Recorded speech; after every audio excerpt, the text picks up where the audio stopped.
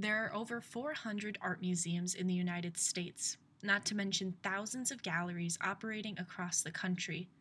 The number of artworks that have been created over the past tens of thousands of years is impossible to determine, as is the number of artists responsible for producing these works.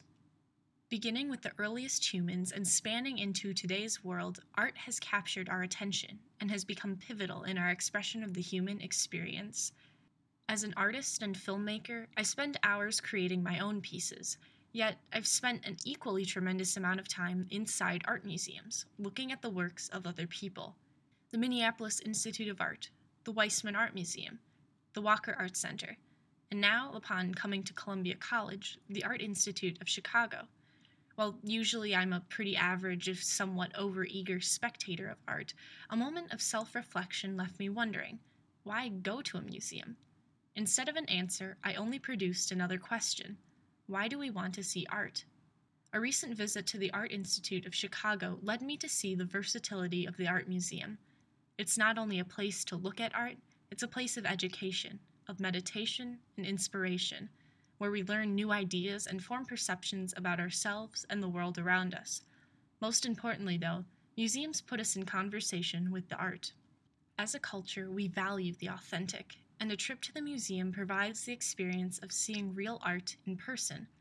Confronted with the tangibility of these original pieces, we get a sense of the artist's process and are put in touch with the artist himself. Thinking about art and museums, a new question started rattling around inside my head. How do we know what is good art?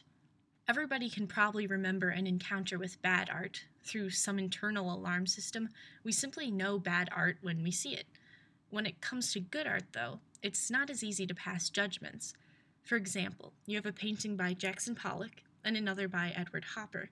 They're entirely different, yet both are considered masterpieces.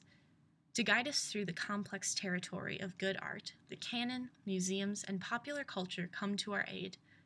The artistic canon weeds through thousands of years of art history, selecting a handful of geniuses and setting a universal standard of taste. Museums work under the canon's established standard, and the prestige of being museum-worthy validates an artwork in the public mindset.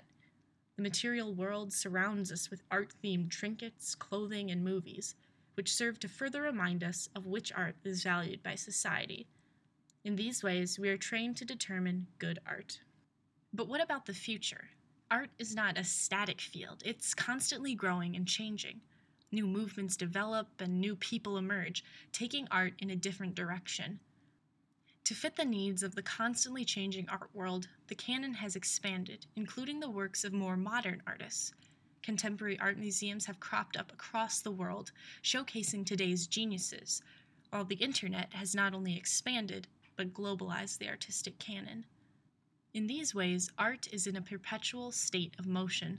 In the decades to come, it will continue to evolve into entirely unpredictable forms. The future of art remains to be seen, but despite its multitude of uncertainties, it is a future full of potential.